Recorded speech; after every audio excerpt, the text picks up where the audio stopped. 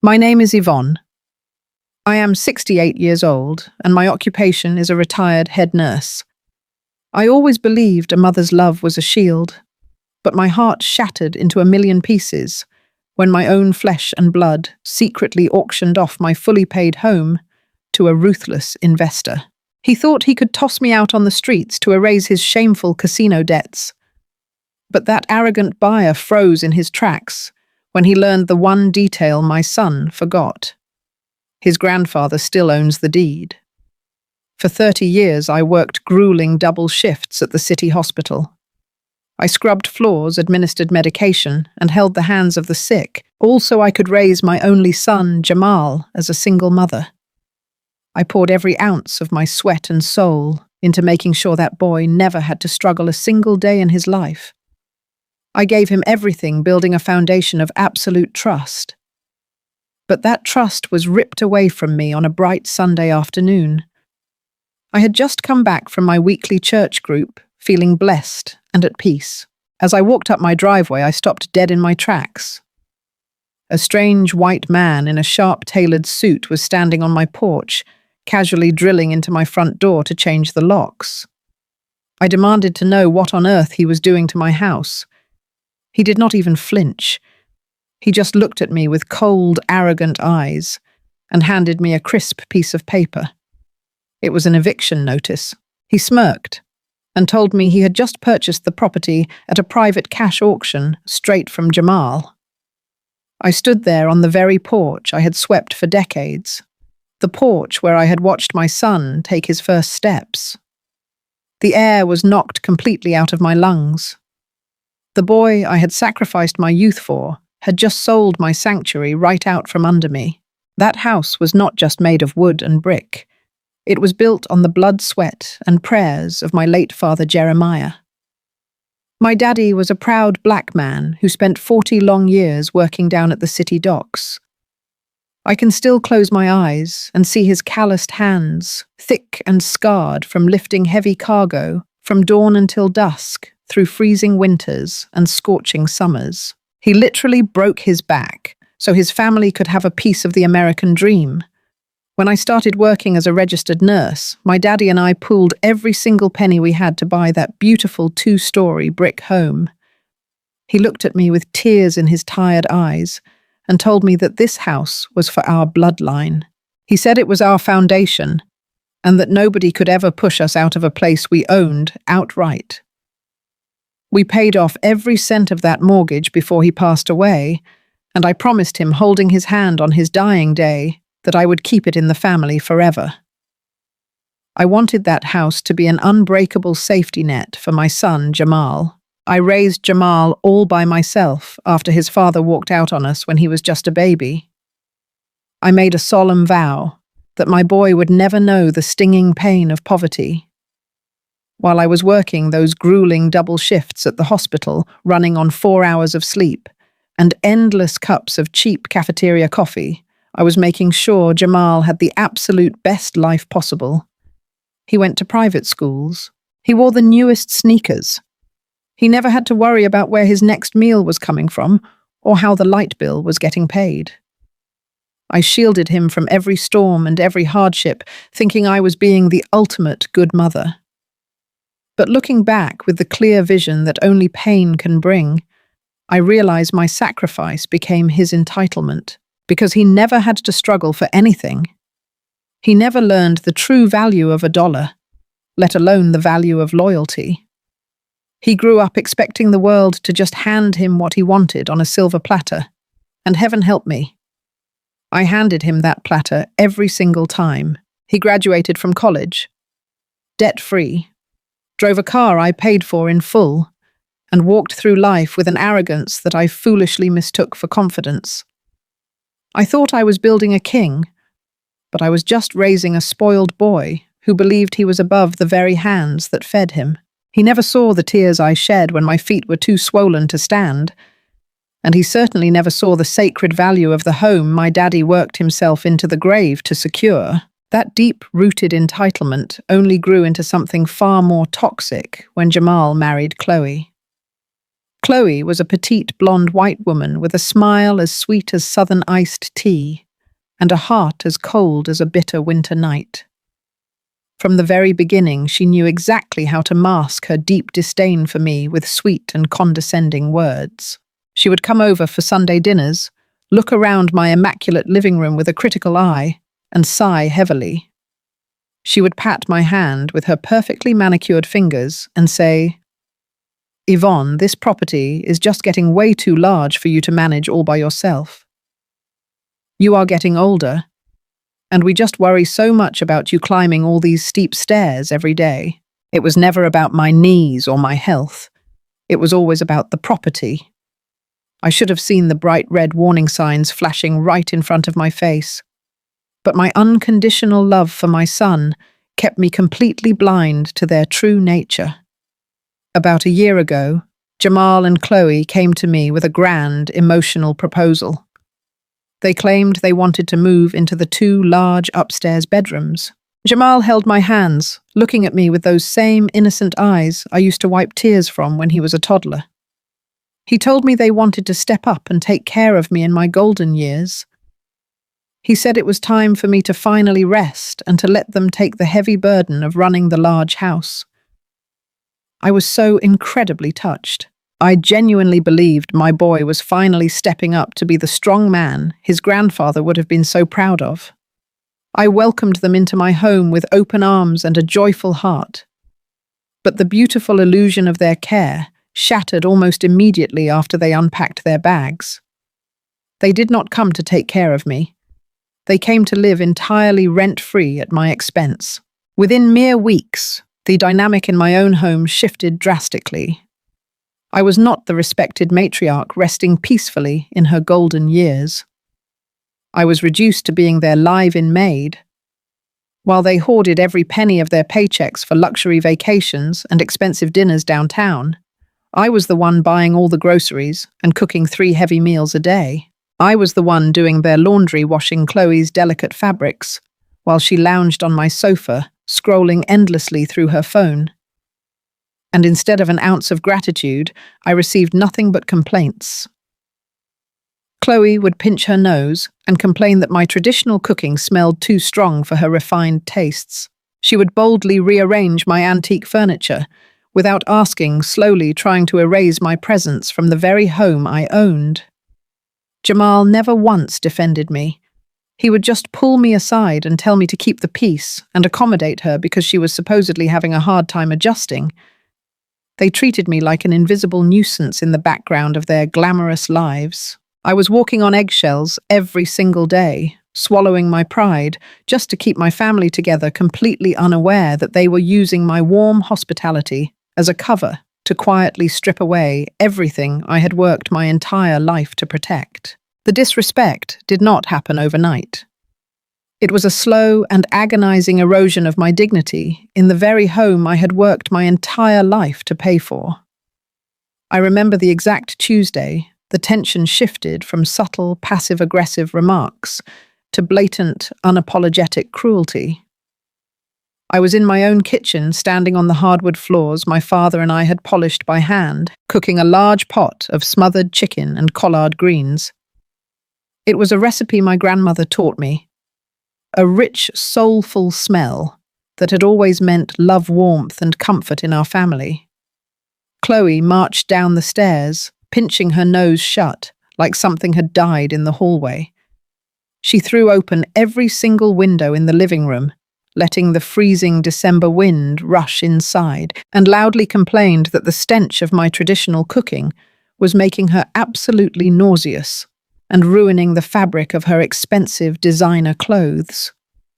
I looked over at Jamal, fully expecting him to defend his mother, to defend the rich heritage and culture that had built him into the man he was. Instead, he did not even bother to look up from his phone screen. He just sighed heavily, rubbed his temples as if I were a massive inconvenience, and told me that maybe I should stick to making cold sandwiches or ordering takeout. He said Chloe had a very refined, sensitive palate, and I needed to be much more accommodating to her needs. I swallowed the heavy, bitter lump forming in my throat. I smiled a tight, painful smile, turned off the stove, and silently packed up the food I had spent hours preparing. I felt like an unwanted stranger trespassing in my own home. For weeks after that incident, I lived on a razor-thin edge, tiptoeing around the house I bought. I washed their dirty dishes left carelessly in the sink. I scrubbed their floors. I stayed confined to my small downstairs bedroom so they could have the entire house to themselves to entertain their loud, wealthy friends. Whenever I tried to speak to my son, to ask him about his day, or share a memory, he would brush past me, claiming he was far too exhausted from working hard to provide for the family. Provide for the family, I was the one paying the steep property taxes. I was the one buying the expensive organic groceries Chloe demanded.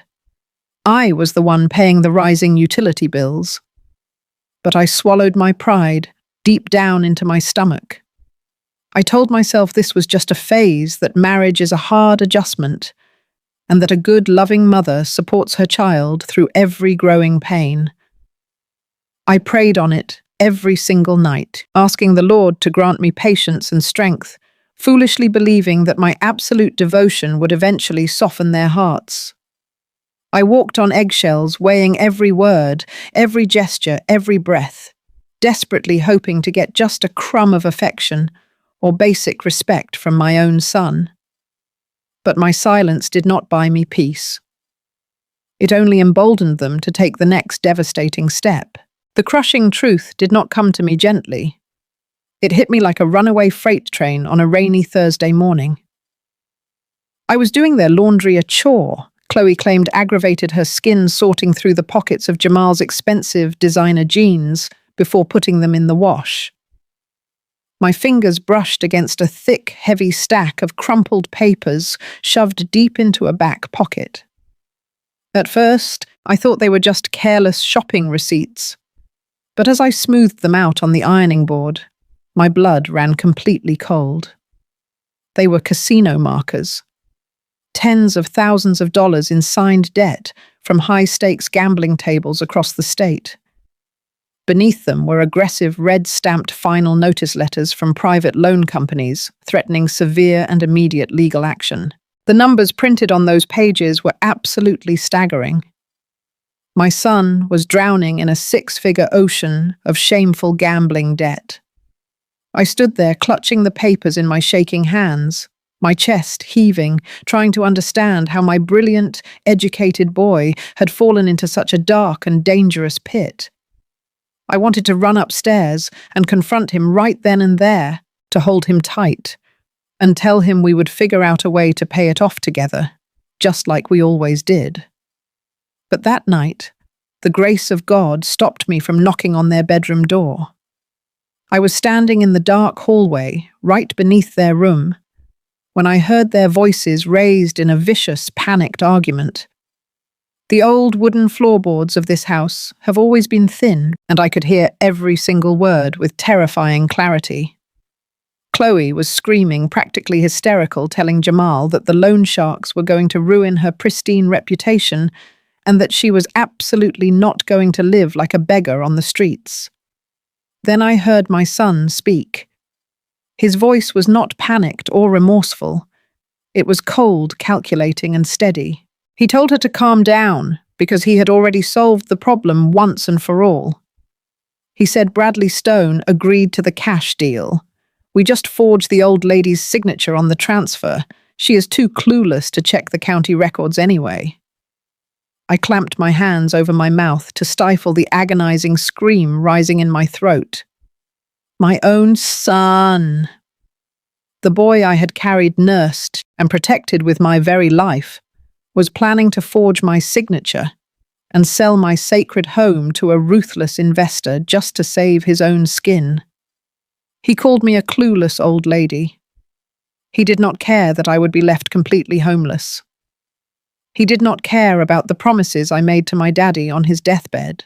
For a long time, I just stood in that dark, quiet hallway, leaning heavily against the floral wallpaper, feeling my entire world shatter into a million pieces of dust. But a miraculous, powerful thing happens to a woman when she finally realizes the love she gave was entirely one-sided. I did not fall to my knees.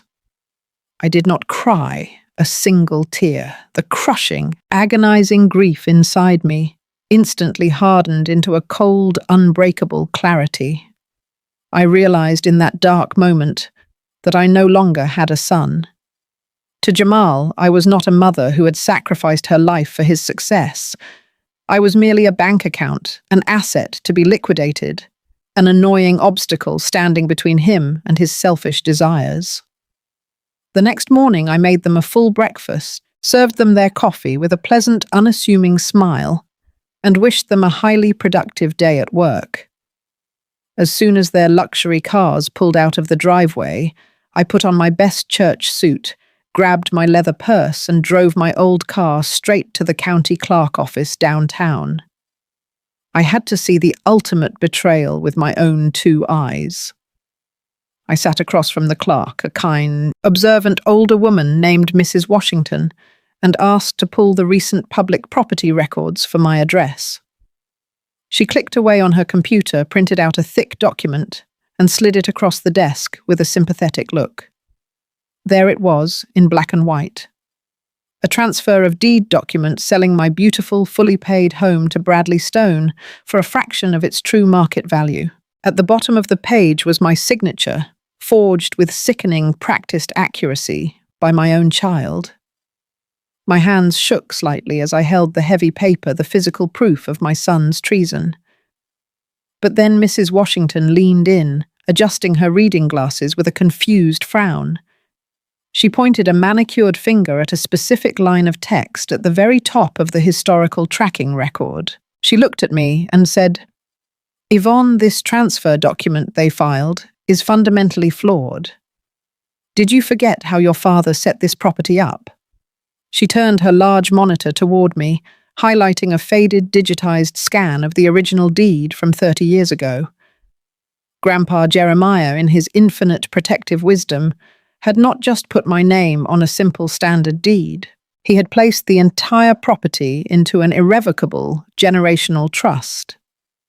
I was the sole trustee and the lifetime beneficiary, but I did not hold the deed in a way that could ever be sold or transferred with a simple individual signature. The house belonged entirely to the trust. Jamal's forged document was not just incredibly cruel, it was a legally worthless piece of garbage that constituted massive federal wire and real estate fraud. The truth washed over me like a cleansing baptism. They thought they had outsmarted a clueless, weak-old woman, but my daddy was still fiercely protecting me from the grave. I drove back from the county clerk office with a grip on my steering wheel so tight that my knuckles ached. The tears were completely gone, replaced by a cold fire burning deep in my chest. When I walked through my front door, I knew exactly what I had to do. I had to become the very thing they thought I was. A weak, confused old woman who was losing her grip on reality. I walked into the kitchen and found Jamal and Chloe sitting at my oak dining table. Chloe was sipping a green smoothie, scrolling through her phone with a bored expression, while Jamal tapped nervously on his laptop. I shuffled my feet slightly, dragging my slippers against the hardwood floor to make myself sound tired and frail. I intentionally let my hands tremble as I poured myself a glass of water. Jamal looked up and cleared his throat. He put on that fake, concerned voice, the one that used to make me feel so loved, but now just made my stomach turn. He said, "Mom, Chloe and I have been talking. We are really worried about your health. You seem so tired lately, and this big house is just too much for you to manage. Maybe it is time we look into a nice assisted living facility for you. Somewhere with round-the-clock care." Chloe chimed in without even looking up from her screen. She said in that sweet, syrupy tone, "It really is for your own good, Yvonne. We just want you to be safe." I looked at my son, the boy I had given my last dime to time and time again. I let a look of absolute defeat wash over my face. I slumped my shoulders, looked down at my shaking hands, and whispered, "You know, Jamal, maybe you're right. Maybe I am just getting too old to be in this big place all by myself. The moment I said those words, I saw it.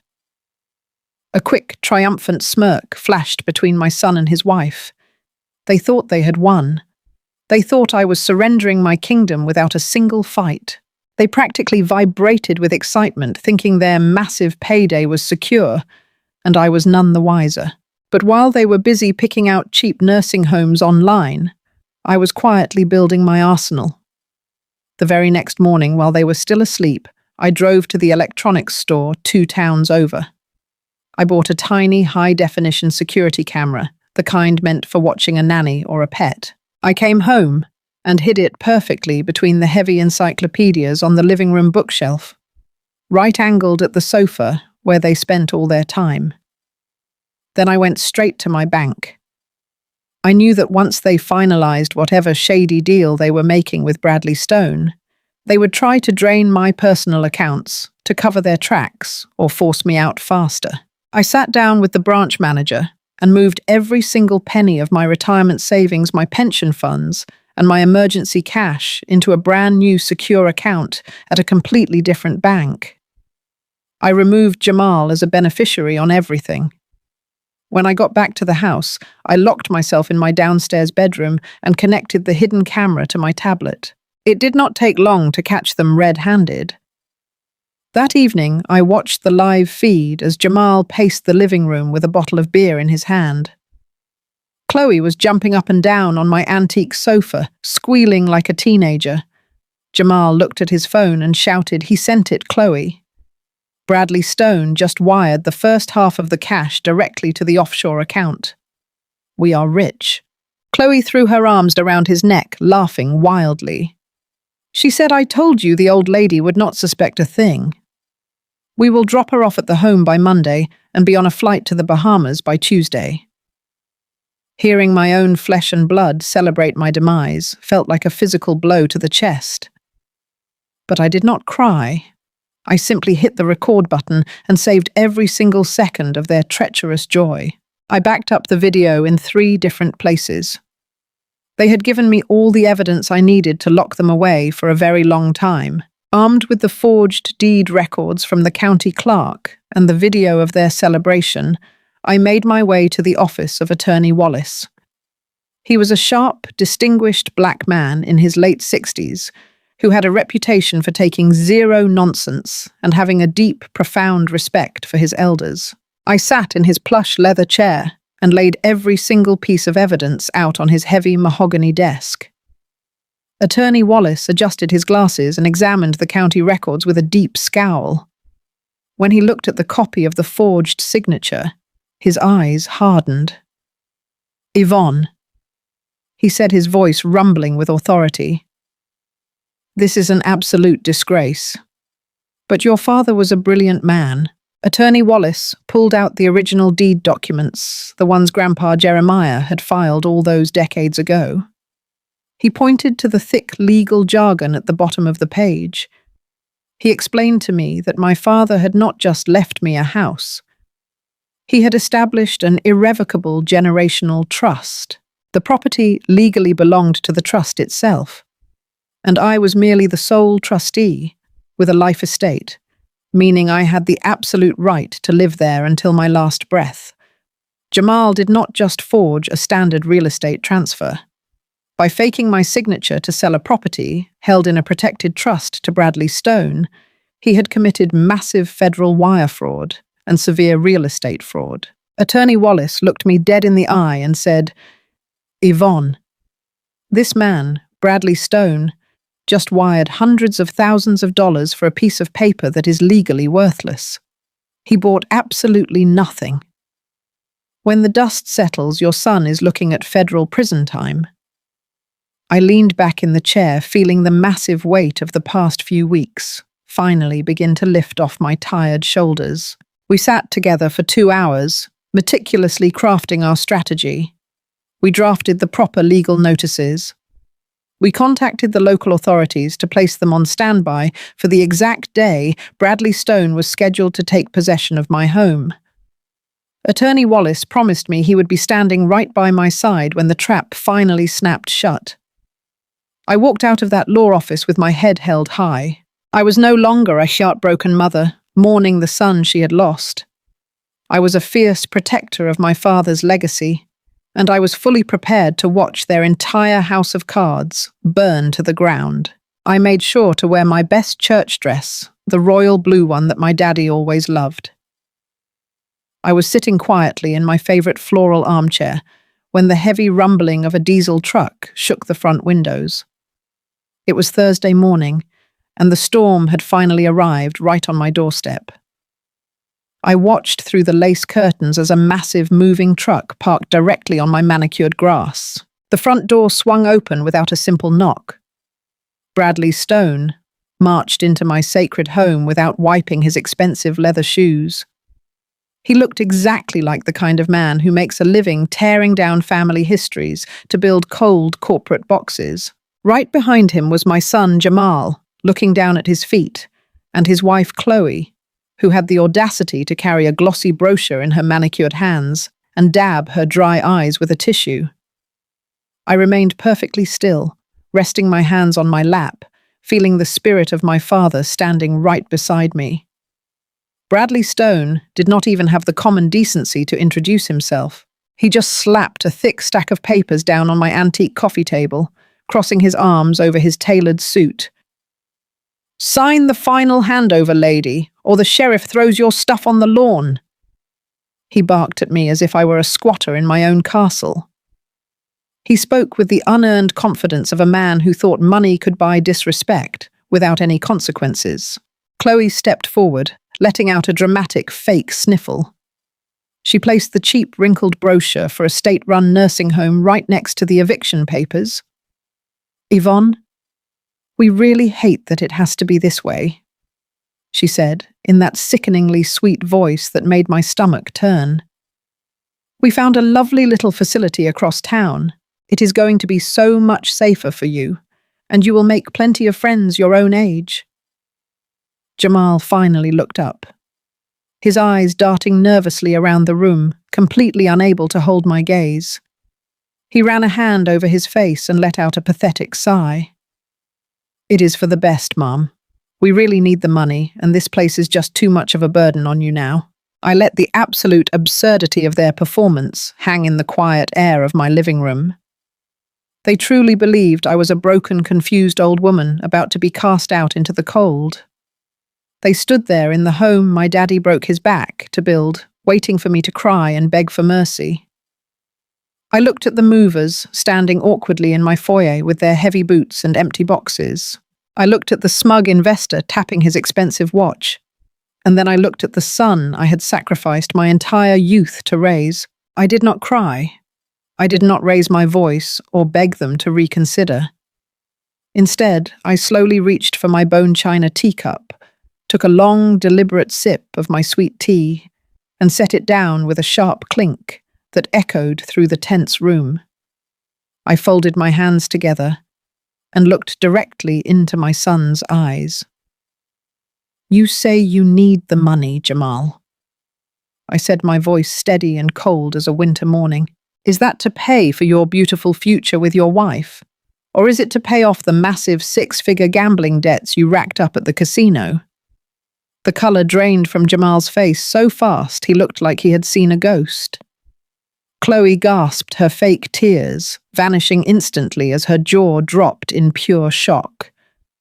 I stood up slowly, smoothing the skirt of my blue dress. "You must think I am the most foolish woman to ever walk this earth," I continued, taking a step toward them. "You thought you could live rent-free under my roof, eat the food I cooked, and insult my culture, all while plotting to forge my signature and sell my home to a loan shark." Bradley Stone frowned, looking between me and Jamal with a sudden flash of uncertainty. Jamal stammered, raising his hands defensively. "Mum, I do not know what you are talking about. You are confused. Your mind is playing tricks on you again." I smiled a genuine smile of a mother who had finally woken up from a long, painful dream. I reached into my pocket and pulled out my smartphone. I pressed play and cranked the volume to the maximum. The crystal clear audio filled the living room. It was Jamal's own voice captured by the hidden camera I had placed on the bookshelf. Bradley Stone agreed to the cash deal. We just forged the old lady's signature on the transfer. She is too clueless to check the county records anyway. The recording played loudly, exposing every single ounce of their treacherous joy. Chloe stumbled backward into the wall, her face twisting in sheer panic. Jamal stood paralyzed, his mouth opening and closing without a single sound coming out. Bradley Stone snatched the paperwork off the table, his face turning an angry shade of red. "What kind of scam are you running here, Jamal?" He demanded, his arrogant posture completely crumbling into rage. I looked at my son and saw the exact moment the realization hit him. He saw that the frail, silent woman he thought he could exploit was actually a fortress he could never break. "I did not just raise you, Jamal," I said, my voice carrying the weight of 30 years of hard labor. "I survived double shifts. I survived poverty. I survived every storm this world threw at me to protect you. And you thought you could erase me with a forged piece of paper. But you forgot one very important detail about the foundation of this house." At that exact moment, the kitchen door swung wide open. Attorney Wallace stepped out into the living room carrying a heavy leather briefcase. He walked with the calm, intimidating authority of a man who held the absolute truth in his hands. "Good morning, everyone," he said, adjusting his suit jacket. "I am Attorney Wallace, representing the true owner of this estate." Bradley Stone glared at him, his face flushed with fury. "I am the owner of this estate," he shouted, waving the forged transfer document in the air. "I wired $300,000 to this man's account yesterday morning. We closed the cash deal." Attorney Wallace did not even blink. He calmly opened his briefcase and pulled out a thick stack of official watermarked documents. He handed the top file directly to Bradley Stone. "You wired $300,000 to a degenerate gambler for a piece of fraudulent paper, Mr. Stone. If your legal team had done a thorough title search going back 30 years, you would have seen that this property cannot be bought or sold by an individual signature." Bradley scanned the documents, his eyes growing wider with every passing second. Attorney Wallace continued, his voice echoing with righteous power. "This property is held in an irrevocable generational trust established by the late Jeremiah. My client Yvonne only holds a life estate. The ultimate deed owner remains the trust of which she is the sole trustee. Jamal's forged signature on your standard transfer is legally worthless. You bought absolutely nothing."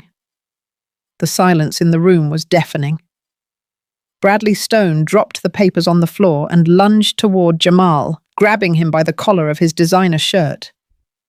"You give me my money back right now, you lying thief!" he roared, veins bulging in his neck. Jamal was trembling uncontrollably, his voice cracking as he begged for mercy. "I cannot give it back," he cried out. "The casino already took it all. They automatically drafted the funds the second the wire hit my account. It is completely gone." Chloe let out a blood-curdling scream, realizing she was now married to a broke, homeless criminal facing the wrath of a wealthy investor. She dropped her designer purse and ran out the front door without looking back, abandoning her husband the exact same way he had tried to abandon me. Attorney Wallace checked his watch and gave a satisfied nod. "Well, Mr. Stone, I suggest you step outside because this living room is about to become a very active crime scene." Right on cue, the loud, piercing wail of police sirens echoed down the quiet suburban street, growing louder and closer until they stopped right on my front lawn. Attorney Wallace looked at my trembling son.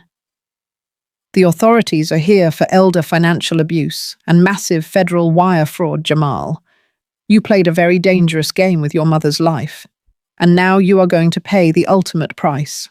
I watched from my porch as the police slapped cold steel handcuffs onto my son. True to her selfish nature, Chloe did not even look back as she sprinted down the street, abandoning her husband the exact second she realized the money was gone. She proved her loyalty was only ever tied to a bank account. As the patrol car drove off, taking the boy I had sacrificed everything for, I walked back inside and closed my front door. For the first time in over a year, my house was filled with a beautiful, perfect silence. I am finally free of the leeches who tried to drain my life away. Now I spend my golden years enjoying my hard-earned retirement surrounded by my chosen family of supportive friends. The hardest lesson I had to learn is that blood makes you related, but respect makes you family. Never let anyone, not even your own flesh, mistake your motherly love for weakness. If you enjoyed my story, please hit that like button and subscribe to the channel. Let me know in the comments. Where are you watching from right now and what time is it over there? I love seeing how far my voice can reach. Stay strong, Queens. Until next time.